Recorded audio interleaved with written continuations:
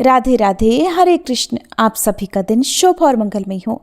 आज आप सुनेंगे माघ मास महात्म्य का 29वां अध्याय और आजकल आप भागवत पुराण की कथाएं माघ मास महात्म्य के रूप में सुन रहे हैं।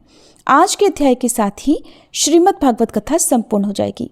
इसके बाद आप अगले अध्याय में, जो कि माघ मास का 30वां अध्याय होगा, संपूर्ण भगवत गीता सार सुनेंगे। अब तक हमारे चैनल पर माघ मास के हर अध्याय को सुनने के लिए और अपना कीमती समय निकालकर कमेंट्स करने के लिए आप सभी श्रोताओं का बहुत बहुत धन्यवाद। आशा करती हूँ आने वाले फाल्गुन मास में भी आप हमारे चैनल को इसी तरह अपना भरपूर प्यार जरूर देंगे। आप सभी से एक और निवेदन भी है, जैसे हमारे इस चैनल पर पूर्णिमा या एकादशी की कथाएं भी सुनाई जाती हैं, तो आप इन कथाओं को भी अपना प्यार जरूर दे दिया करें। अब सुनिए आज की कथा। महर्षि व्यास जी कहते हैं कि जिनका स्वरूप है सच्चिदानंद घन, जो अपने सौंदर्य और माधुर्य आदि गुणों से सबका मन अपनी ओर आकर्षित कर लेते हैं और सदा सर्वदा अनंत सुख की वर्षा करते रहते हैं, जिनकी ही शक्ति से इस विश्व की उत्पत्ति, स्थिति और प्रलय होते हैं, उन भगवान श्री कृष्ण को हम भक्ति रस का आस्वादन करने के लिए नित्य निरंतर प्रणाम करते हैं। नैमिषारण्य क्षेत्र में श्री सूत जी स्वस्थ चित्त से अपने आसन पर बैठे हुए थे। उस समय भगवान की अमृतमयी लीला कथा के रसिक उसके रसास्वादन में अत्यंत कुशल शौनक आदि ऋषियों ने सूत जी को प्रणाम करके उनसे ये प्रश्न किया। ऋषियों ने पूछा, सूत जी, धर्मराज युधिष्ठिर जब श्री मथुरा मंडल में अनिरुद्ध नंदन वज्र का और हस्तिनापुर में अपने पौत्र परीक्षित का राज्याभिषेक करके हिमालय पर चले गए, तब राजा वज्र और परीक्षित ने कैसे कैसे कौन कौन सा कार्य किया? सूत जी कहने लगे, भगवान नारायण, नरोत्तम नर, देवी सरस्वती और महर्षि व्यास जी को नमस्कार करके शुद्ध चित्त होकर भगवत तत्व को प्रकाशित करने वाले इतिहास पुराण रूप जय का उच्चारण करना चाहिए। शौनक आदि ब्रह्म ऋषियों, जब धर्मराज युधिष्ठिर आदि पांडवगण स्वर्गारोहण के लिए हिमालय चले गए, तब सम्राट परीक्षित एक दिन मथुरा गए। उनकी इस यात्रा का उद्देश्य इतना ही था कि वहां चलकर वज्रनाभ से मिलकर आ जाएं। जब वज्रनाभ को यह समाचार मालूम हुआ कि मेरे पिता के समान परीक्षित जी मुझसे मिलने के लिए आ रहे हैं, तब उनका हृदय प्रेम से भर गया। उन्होंने नगर से आगे बढ़कर उनकी अगवानी की, चरणों में प्रणाम किया और बड़े प्रेम से उन्हें अपने महल में ले आए। वीर परीक्षित भगवान श्री कृष्ण के परम प्रेमी भक्त थे। उनका मन नित्य निरंतर आनंद घन श्री कृष्ण चंद्र में ही रमता रहता था। उन्होंने भगवान श्री कृष्ण के प्रपौत्र वज्रनाभ का बड़े प्रेम से आलिंगन किया। इसके बाद अंतःपुर में जाकर भगवान श्री कृष्ण की रोहिणी आदि पत्नियों को नमस्कार किया। रोहिणी आदि श्री कृष्ण पत्नियों ने भी सम्राट परीक्षित का अत्यंत सम्मान किया। वे विश्राम करके जब आराम से बैठ गए, तब उन्होंने वज्रनाभ से ये बात कही। राजा परीक्षित कहने लगे, हे तात, तुम्हारे पिता और पितामहों ने मेरे पिता पितामह को बड़े बड़े संकटों से बचाया है। मेरी रक्षा भी उन्होंने ही की है। प्रिय वज्रनाभ, अगर मैं उनके उपकारों का बदला चुकाना चाहूं तो किसी प्रकार भी नहीं चुका सकता। इसलिए मैं तुमसे प्रार्थना करता हूं कि तुम सुखपूर्वक अपने राजकाज में लगे रहो। तुम्हें अपने खजाने की, सेना की या शत्रुओं को दबाने आदि की तनिक भी चिंता नहीं करनी चाहिए।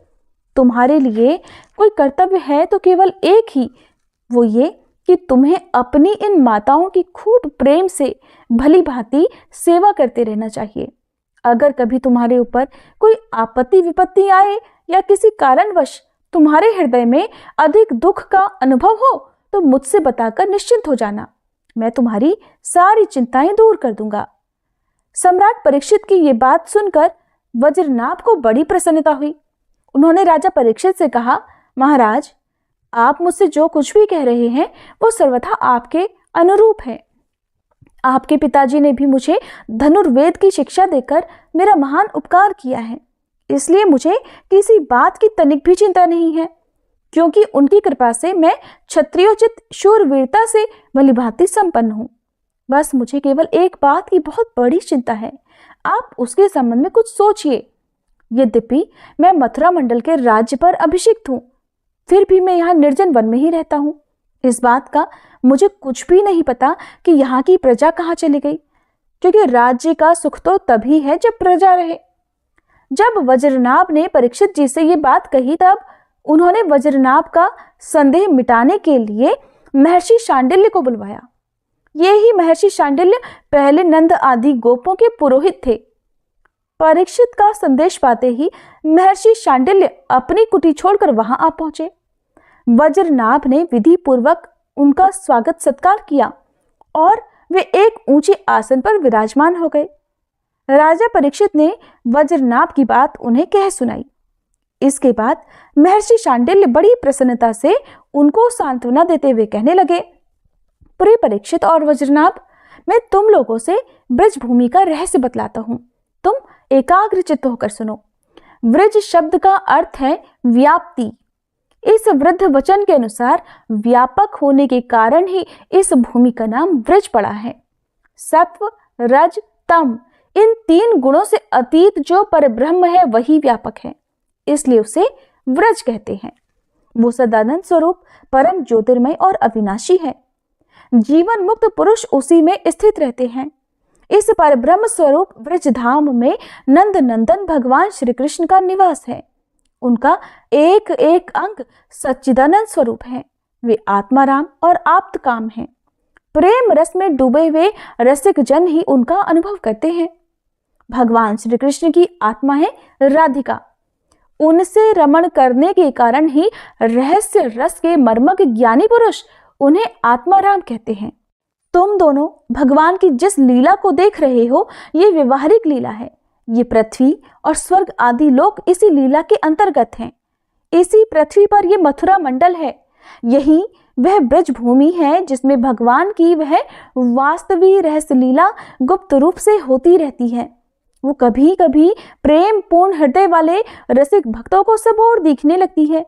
कभी 28वें द्वापर के अंत में जब भगवान की रहस्य लीला के अधिकारी भक्तजन यहाँ एकत्र होते हैं, जैसा कि इस समय भी कुछ काल पहले हुए थे, उस समय भगवान अपने अंतरंग प्रेमियों के साथ अवतार लेते हैं और उनके अवतार का ये प्रयोजन होता है कि रहस्य लीला के अधिकारी भक्तजन भी अंतरंग परिकरों के साथ सम्मिलित होकर लीला रस का आस्वादन कर सकें। इस प्रकार जब भगवान अवतार ग्रहण करते हैं, उस समय भगवान के अभिमत प्रेमी देवता और ऋषि आदि भी सब और अवतार लेते हैं। अभी अभी जो अवतार हुआ था, उसमें भगवान अपने सभी प्रेमियों की अभिलाषाएं पूर्ण करके अब अंतर्ध्यान हो चुके हैं। इससे यह निश्चय हुआ कि यहाँ पहले 3 प्रकार के भक्तजन उपस्थित थे, इसमें संदेह नहीं।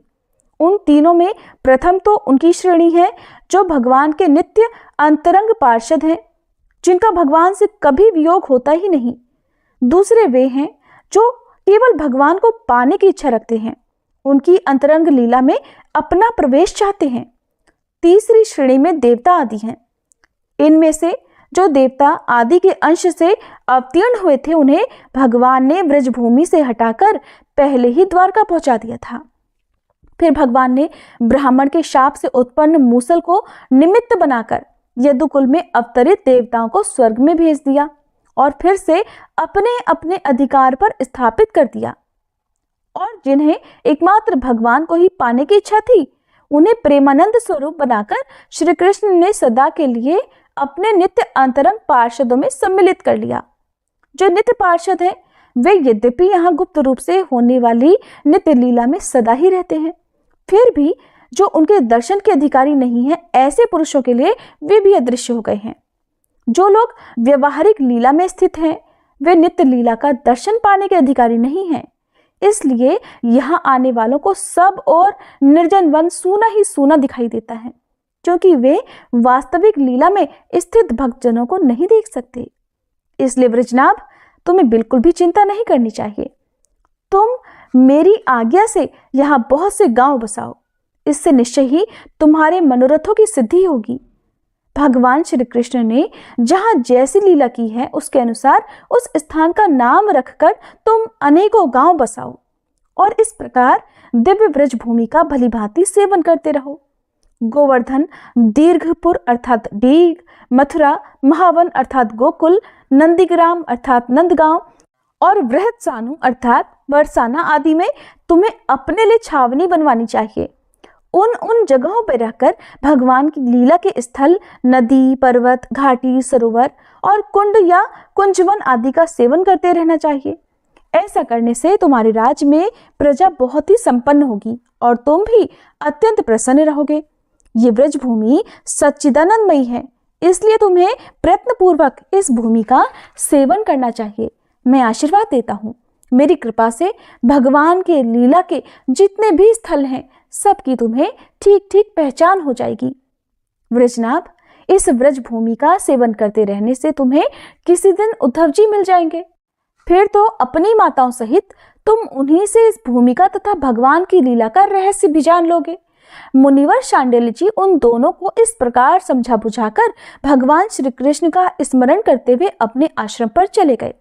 उनकी बातें सुनकर राजा परीक्षित और वृषनाभ दोनों ही बहुत प्रसन्न हुए। ऋषियों ने पूछा, सूत जी, अब ये बतलाइए कि परीक्षित और वृषनाभ को इस प्रकार आदेश देकर जब शांडिल्य मुनि अपने आश्रम को लौट गए तब उन दोनों राजाओं ने कैसे कैसे और कौन कौन सा काम किया। सूत जी कहने लगे कि इसके बाद महाराज परीक्षित ने इंद्रप्रस्थ यानी दिल्ली से हजारों बड़े बड़े सेठों को बुलवाकर मथुरा में रहने की जगह दी। इनके अलावा सम्राट परीक्षित ने मथुरा मंडल के ब्राह्मणों और प्राचीन वानरों को, जो भगवान के बड़े ही प्रेमी थे, बुलवाया और उन्हें आदर के योग्य समझकर मथुरा नगरी में बसाया। इस प्रकार राजा परीक्षित की सहायता और महर्षि शांडिल्य की कृपा से वज्रनाभ ने क्रमशः उन सभी स्थानों की खोज की जहां भगवान श्री कृष्ण अपने प्रेमी गोप गोपियों के साथ नाना प्रकार की लीलाएं किया करते थे। लीला स्थानों का ठीक ठीक पता चल जाने पर उन्होंने वहां की लीला के अनुसार उस जगह का नामकरण किया, भगवान के लीला विग्रहों की स्थापना की और उन जगह पर अनेकों गांव बसाए। जगह जगह पर भगवान के नाम से कुंड और कुएं खुदवाए, कुंज और बगीचे लगवाए, शिव आदि देवताओं की स्थापना की, गोविंद देव, हरिदेव आदि नामों से भगवत विग्रह की स्थापना की। इन सब शुभ कर्मों के द्वारा वज्रनाभ ने अपने राज्य में सब और एकमात्र श्री कृष्ण भक्ति का ही प्रचार किया और बड़े ही आनंदित हुए। उनकी प्रजाजनों को भी बड़ा आनंद था। वे सदा भगवान के मधुर नाम और लीलाओं के कीर्तन में लीन रहा करते, परमानंद के सागर में डूबे रहते और सदा ही वृषनाभ के राज्य की प्रशंसा किए करते थे। एक दिन भगवान श्री कृष्ण की विरह वेदना से व्याकुल 16,000 रानियां अपने प्रियतम पतिदेव की चतुर्थ पटरानी कालिंदी यानी यमुना जी को आनंदित देखकर सरल भाव से उनसे पूछने लगी। उनके मन में सौतिया डाह बिल्कुल भी नहीं था। श्री कृष्ण की रानियों ने कहा, बहन कालिंदी, जैसे हम सब श्री कृष्ण की धर्म पत्नी हैं, वैसे ही तुम भी तो हो। हम तो उनकी विरह अग्नि में जली जा रही हैं। उनके वियोग दुख से हमारा हृदय व्याकुल हो रहा है, किंतु तुम्हारी तो ऐसी स्थिति नहीं है, तुम तो प्रसन्न हो। इसका क्या कारण है? कल्याणी, कुछ बताओ तो सही। उनका प्रश्न सुनकर यमुना जी हंस पड़ी, साथ ही ये भी सोचकर कि मेरे प्रीतम की पत्नी होने के कारण ये भी मेरी ही बहनें हैं, पिघल गईं। उनका हृदय दया से भर गया, इसलिए वे इस प्रकार कहने लगी। यमुना जी ने कहा, अपनी आत्मा में ही रमण करने के कारण भगवान श्री कृष्ण आत्मा राम है और उनकी आत्मा है श्री राधा जी। मैं दासी की तरह राधा जी की सेवा करती रहती हूँ। उनकी सेवा का ही ये प्रभाव है कि विरह हमारा स्पर्श नहीं कर सकता। भगवान श्री कृष्ण की जितनी भी रानियां हैं, सब की सब श्री राधिका जी के ही अंश का विस्तार हैं।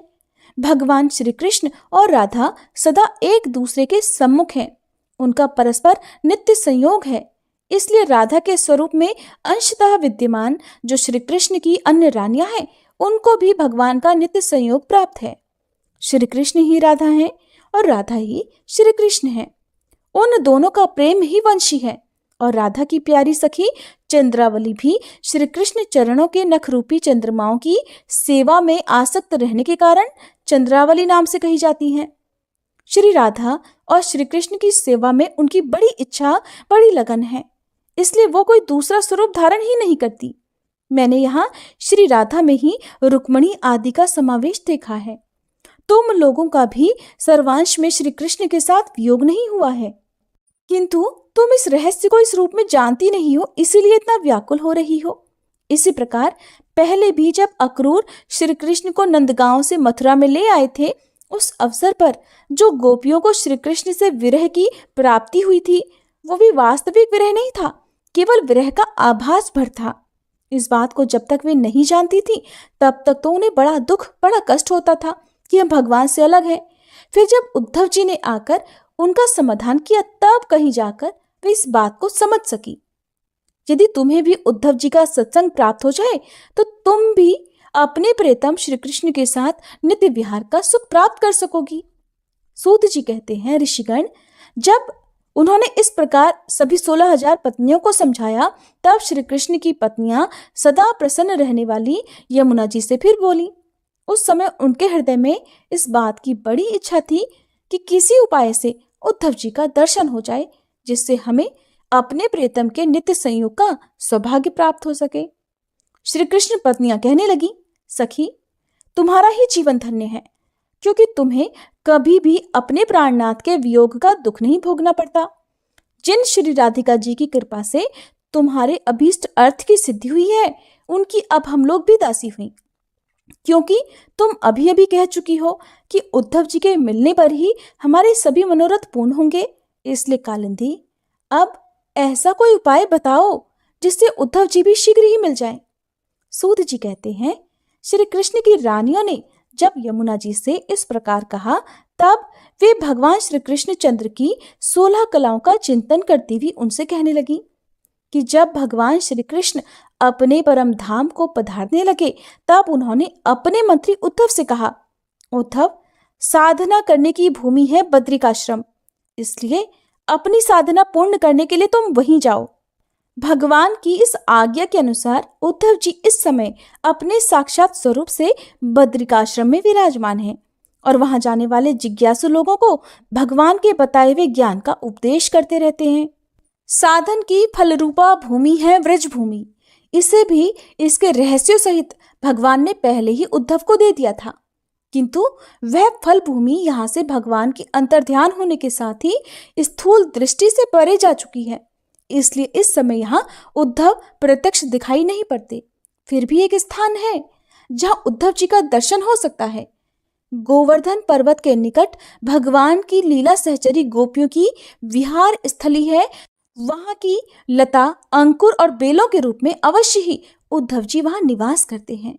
लताओं के रूप में उनके रहने का उद्देश्य यही है कि भगवान की प्रेतमा गोपियों की चरण रज उन पर पड़ती रहे। उद्धव जी के संबंध में एक निश्चित बात यह भी है कि उन्हें भगवान ने अपना उत्सव स्वरूप प्रदान किया है। भगवान का उत्सव उद्धव जी का अंग है, वे उससे अलग नहीं रह सकते। इसलिए अब तुम लोग वृजनाभ को साथ लेकर वहां जाओ और कुसुम सरोवर के पास ठहरो। भगवत भक्तों की मंडली एकत्र करके वीणा, वेणु और मृदंग आदि बाजों के साथ भगवान के नाम और लीलाओं के कीर्तन, भगवत संबंधी काव्य कथाओं के श्रवण तथा भगवत गुणगान से युक्त सरस संगीतों द्वारा महान उत्सव आरंभ करो। इस प्रकार जब उस महान उत्सव का विस्तार होगा, तब निश्चय है कि वहां उद्धव जी का दर्शन मिलेगा। वे ही भली भांति तुम सब लोगों के मनोरथ पूर्ण करेंगे। सूत जी कहते हैं कि यमुना जी की बताई हुई बातें सुनकर श्री कृष्ण की रानियां बहुत प्रसन्न हुई। उन्होंने यमुना जी को प्रणाम किया और वहां से लौटकर वृजनाभ तथा परीक्षित से वो सारी बातें कह सुनाई। सब बातें सुनकर परीक्षित को बड़ी प्रसन्नता हुई। उन्होंने वृजनाभ तथा श्री कृष्ण पत्नियों को उसी समय साथ लेकर उस स्थान पर पहुंचकर तुरंत ही वो सब काम करना आरंभ कर दिया जो कि यमुना जी ने बताया था।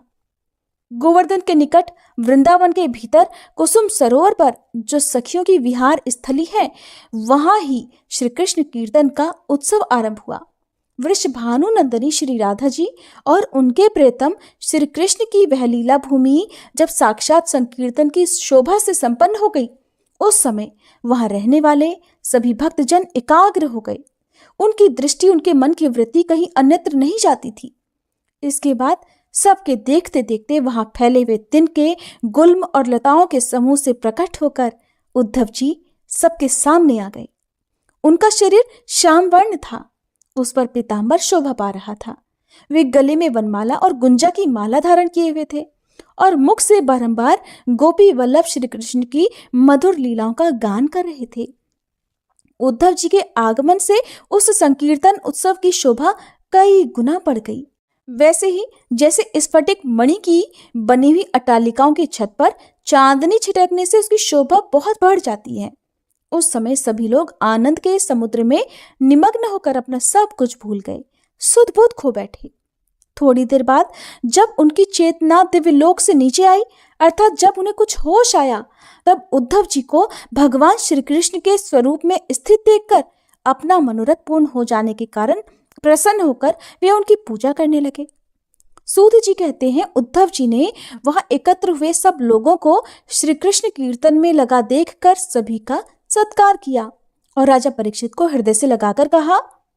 उद्धव जी ने कहा, राजन तुम धन्य हो, एकमात्र श्री कृष्ण की भक्ति से ही पूर्ण हो, क्योंकि श्री कृष्ण संकीर्तन के महोत्सव में तुम्हारा हृदय इस प्रकार निमग्न हो रहा है।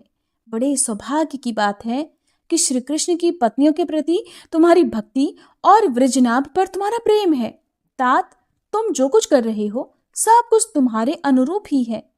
क्यों ना हो, श्री कृष्ण ने ही तुम्हें शरीर और वैभव प्रदान किया है, इसलिए तुम्हारा उनके प्रपौत्र पर प्रेम होना तो स्वाभाविक ही है। इसमें बिल्कुल भी संदेह नहीं कि समस्त द्वारका वासियों में ये लोग सबसे बढ़कर धन्य हैं जिन्हें व्रज में निवास कराने के लिए भगवान श्री कृष्ण ने अर्जुन को आज्ञा दी थी। श्री कृष्ण का मन रूपी चंद्रमा राधा के मुख की प्रभा रूपी चांदनी से युक्त हो उनकी लीला भूमि वृंदावन को अपनी किरणों से सुशोभित करता हुआ यहाँ सदा प्रकाशमान रहता है। अपनी 16 कलाओं से श्री कृष्ण सदा ही इस व्रज भूमि में विद्यमान रहते हैं। इस भूमि में और उनके स्वरूप में कुछ भी अंतर नहीं है। राजन, इस प्रकार विचार करने पर सभी व्रजवासी भगवान के अंगों में स्थित हैं। शरणागतों का भय दूर करने वाले जो ये वज्र हैं, इनका स्थान श्री कृष्ण के दाहिने चरण में है। इस अवतार में भगवान श्री कृष्ण ने इन सब को अपनी योग माया से अभिभूत कर लिया है। उसी के प्रभाव से ये अपने स्वरूप को भूल गए हैं और सदा इसी कारण दुखी रहते हैं। ये बात निस्संदेह ऐसी ही है। श्री कृष्ण का प्रकाश प्राप्त हुए बिना किसी को भी अपने स्वरूप का बोध नहीं हो सकता। उस पर सदा माया का पर्दा पड़ा ही रहता है। 28वें द्वापर के अंत में जब भगवान श्री कृष्ण स्वयं ही सामने प्रकट होकर अपनी माया का पर्दा उठा लेते हैं, उस समय जीवों को उनका प्रकाश प्राप्त होता है। किंतु अब वो समय तो बीत गया, इसलिए उनके प्रकाश की प्राप्ति के लिए अब दूसरा उपाय बतलाया जा रहा है। सुनो, 28वें द्वापर के अलावा समय में यदि कोई श्री कृष्ण तत्व का प्रकाश पाना चाहे तो उसे वह श्रीमद् भागवत से ही प्राप्त कर सकता है।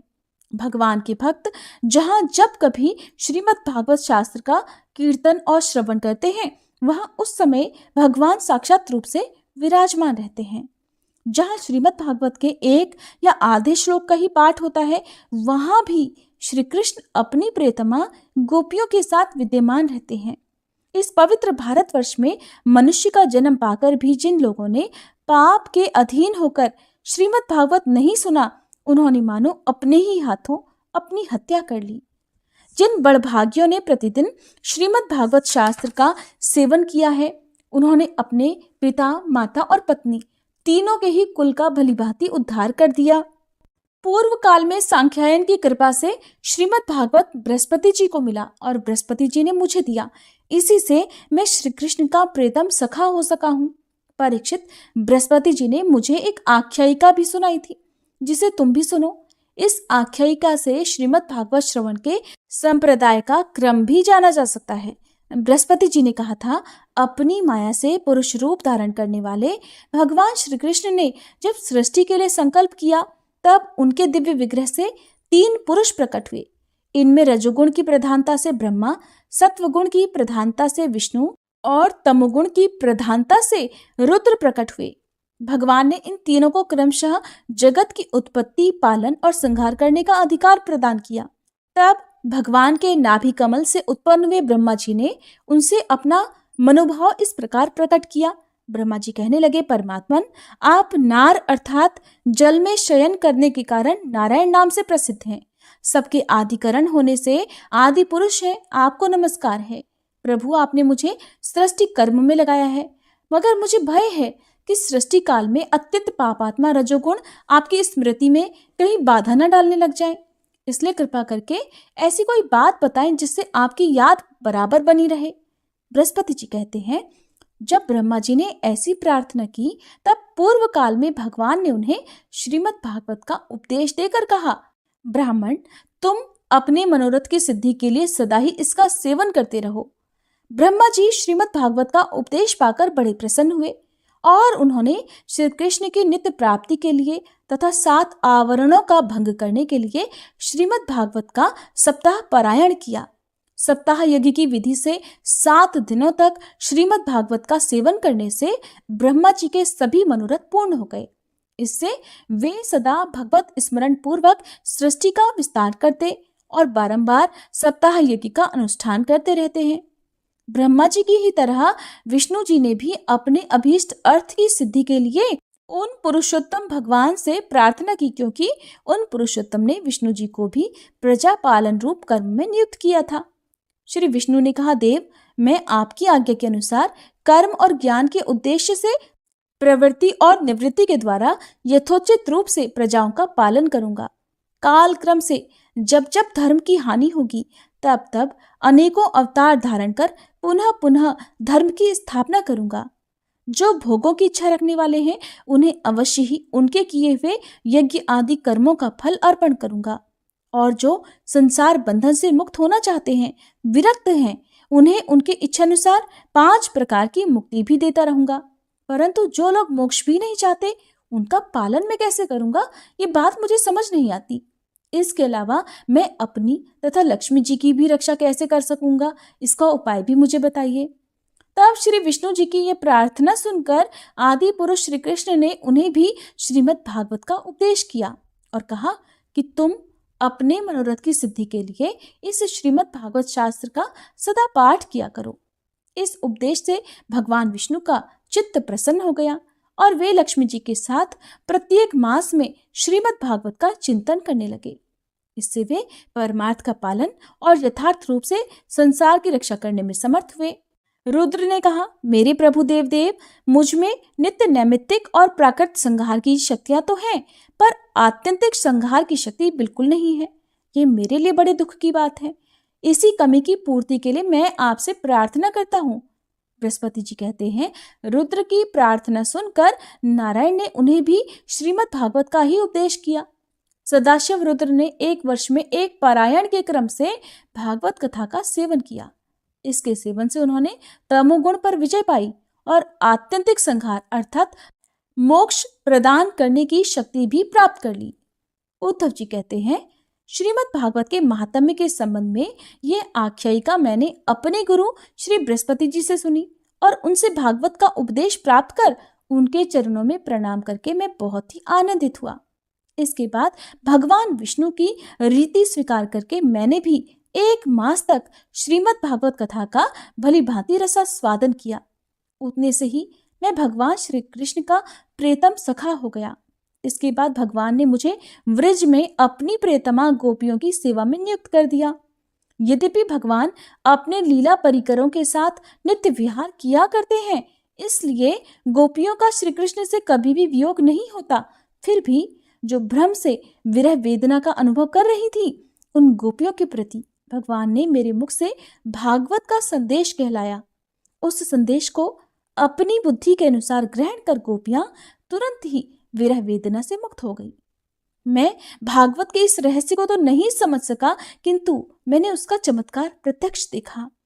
इसके बहुत समय के बाद जब ब्रह्मादि देवता आकर भगवान से अपने परम धाम में पधारने की प्रार्थना करके चले गए, उस समय पीपल के वृक्ष की जड़ के पास अपने सामने खड़े हुए मुझे भगवान ने श्रीमद् भागवत विषयक उस रहस्य का स्वयं ही उपदेश किया और मेरी बुद्धि में उसका दृढ़ निश्चय करा दिया।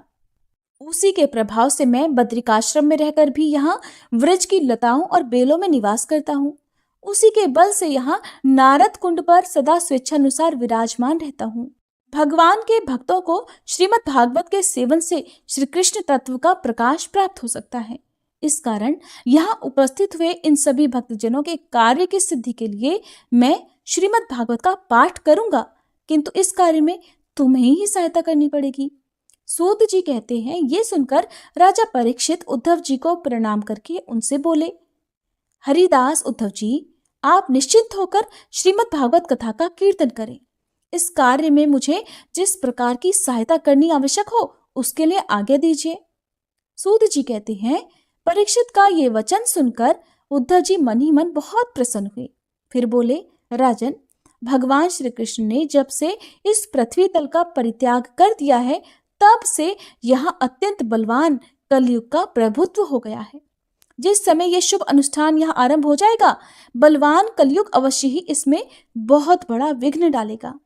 इसलिए तुम दिग्विजय के लिए जाओ और कलयुग को जीतकर अपने वश में करो। इधर मैं तुम्हारी सहायता से वैष्णवी रीति का सहारा लेकर 1 महीने तक यहाँ श्रीमद् भागवत कथा का रसास्वादन कराऊंगा और इस प्रकार भागवत कथा के रस का प्रसार करके इन सभी श्रोताओं को भगवान मधुसूदन के नित्य गोलोक धाम में पहुंचाऊंगा। सूत जी कहते हैं, उद्धव जी की बात सुनकर राजा परीक्षित पहले तो कलयुग पर विजय पाने के विचार से बड़े ही प्रसन्न हुए, परंतु पीछे ये सोचकर कि मुझे तो भागवत कथा के श्रवण से ही वंचित रहना पड़ेगा, चिंता से व्याकुल हो गए। उस समय उन्होंने उद्धव जी से अपने मन के विचारों को इस प्रकार प्रकट किया कि हे तात, आपकी आज्ञा के अनुसार तत्पर होकर मैं कलयुग को तो अवश्य ही अपने वश में करूंगा, मगर श्रीमद् भागवत की प्राप्ति मुझे कैसे होगी? मैं भी तो आपके चरणों की शरण में आया हूं, इसलिए मुझ पर भी तो आपको अनुग्रह करना चाहिए। सूत जी कहते हैं, उनके इस वचन को सुनकर उद्धव जी फिर बोले, राजन, तुम्हें तो किसी भी बात के लिए किसी प्रकार की चिंता ही नहीं करनी चाहिए, क्योंकि इस भागवत शास्त्र के प्रधान अधिकारी तो तुम ही हो। संसार के मनुष्य नाना प्रकार के कर्मों में रचे बसे हुए हैं। ये लोग आज तक प्रायः भागवत श्रवण की बात भी नहीं जानते। तुम्हारी ही कृपा से इस भारतवर्ष में रहने वाले अधिकांश मनुष्य श्रीमद् भागवत कथा की प्राप्ति होने पर शाश्वत सुख प्राप्त करेंगे। महर्षि भगवान श्री सुखदेव जी साक्षात नंदनंदन श्री कृष्ण के स्वरूप हैं। वे ही तुम्हें श्रीमद् भागवत की कथा सुनाएंगे, इसमें बिल्कुल भी संदेह नहीं। राजन, उस कथा के श्रवण से तुम व्रजेश्वर श्री कृष्ण के नित्य धाम को प्राप्त करोगे। इसके बाद इस पृथ्वी पर श्रीमद् भागवत कथा का प्रचार होगा। इसलिए राजा परीक्षित, तुम जाओ और कलयुग को जीतकर अपने वश में कर लो। सूत जी कहते हैं, उद्धव जी के इस प्रकार कहने पर राजा परीक्षित ने उनकी परिक्रमा करके उन्हें प्रणाम किया और दिग्विजय के लिए चले गए। इधर वज्र ने भी अपने पुत्र प्रतिबाहु को अपनी राजधानी मथुरा का राजा बना दिया और माताओं को साथ लेकर उसी स्थान पर जहां उद्धव जी प्रकट हुए थे जाकर श्रीमद् भागवत सुनने की इच्छा से रहने लगे। इसके बाद उद्धव जी ने वृंदावन में गोवर्धन पर्वत के पास 1 महीने तक श्रीमद् भागवत कथा के रस की धारा बहाई। उस रस का पान करते समय सभी प्रेमी श्रोताओं की दृष्टि में सब ओर भगवान की सच्चिदानंदमयी लीला प्रकाशित हो गई। चारों ओर श्री कृष्ण चंद्र का साक्षात्कार होने लगा। उस समय सभी श्रोताओं ने अपने को भगवान के स्वरूप में स्थित देखा। वज्रनाभ ने श्री कृष्ण के दाहिने चरण कमल में अपने को स्थित देखा और श्री कृष्ण के विरह शोक से मुक्त होकर उस स्थान पर अत्यंत सुशोभित होने लगे। वज्रनाभ की वे रोहिणी आदि माताएं भी रास की रजनी में प्रकाशित होने वाले श्री कृष्ण रूपी चंद्रमा के विग्रह में अपने को कला और प्रभा के रूप में स्थित देखकर बहुत ही हैरान हुई और अपने प्राण प्यारे की विरह वेदना से छुटकारा पाकर उनके परम धाम में प्रवेश कर गईं। इनके अलावा भी जो श्रोतागण वहां उपस्थित थे वे भी भगवान के नित्य अंतरंग लीला में सम्मिलित होकर इस स्थूल व्यवहारिक जगत से तत्काल ही अंतर्ध्यान हो गए। वे सभी सदा ही गोवर्धन पर्वत के कुंज और झाड़ियों में, वृंदावन काम्यवन आदि वनों में और वहां की दिव्य गौओं के बीच में श्री कृष्ण के साथ विचरते हुए अनंत आनंद का अनुभव करते रहते हैं। जो लोग श्री कृष्ण के प्रेम में मगन हैं उन भावुक भक्तों को उनके दर्शन भी होते हैं। सूत जी कहते हैं, जो लोग इस भगवत प्राप्ति की कथा को सुनेंगे और कहेंगे उन्हें भगवान मिल ही जाएंगे और उनके दुखों का सदा के लिए अंत भी हो जाएगा। इस प्रकार श्री सुखदेव जी के मुख से कहा हुआ ये श्रीमद् भागवत शास्त्र तो कलयुग में साक्षात श्री कृष्ण की प्राप्ति कराने वाला और नित्य प्रेमानंद रूप फल प्रदान कराने वाला है। प्रेम से बोलिए श्रीमद् भागवत महापुराण की जय। आज श्रीमद् भागवत महात्म्य समाप्त हुआ। इसी के साथ भागवत कथा पूर्ण हुई। अब सुनिए श्रीमद् भागवत की आरती। श्री भागवत भगवान की है आरती, पापियों को पाप से है तारती। श्री भागवत भगवान की है आरती, पापियों को पाप से है तारती। ये अमर ग्रंथ, ये मुक्ति पंथ, ये पंचम वेद निराला, नव ज्योति जलाने वाला। हरि नाम यही, हरि धाम यही, हरि नाम यही, हरि धाम यही, यही जग मंगल की आरती, पापियों को पाप से है तारती। श्री भागवत भगवान की है आरती, पापियों को पाप से है तारती। ये शांति गीत पावन पुनीत, पापों को मिटाने वाला, हरि दर्श दिखाने वाला। ये सुख करनी, ये दुख हरनी, ये सुख करनी, ये दुख हरनी, श्री मधुसूदन की आरती, पापियों को पाप से है तारती। श्री भागवत भगवान की है आरती, पापियों को पाप से है तारती। ये मधुर बोल जग फंद खोल, सन्मार्ग दिखाने वाला, बिगड़ी को बनाने वाला। श्री राम यही, घनश्याम यही, श्री राम यही, घनश्याम यही, यही प्रभु की महिमा की आरती, पापियों को पाप से है तारती। श्री भागवत भगवान की है आरती, पापियों को पाप से है तारती। श्री भागवत भगवान की है आरती, पापियों को पाप से है तारती। प्रेम से बोले श्री कृष्ण भगवान की जय। श्रीमद् भागवत महापुराण की जय।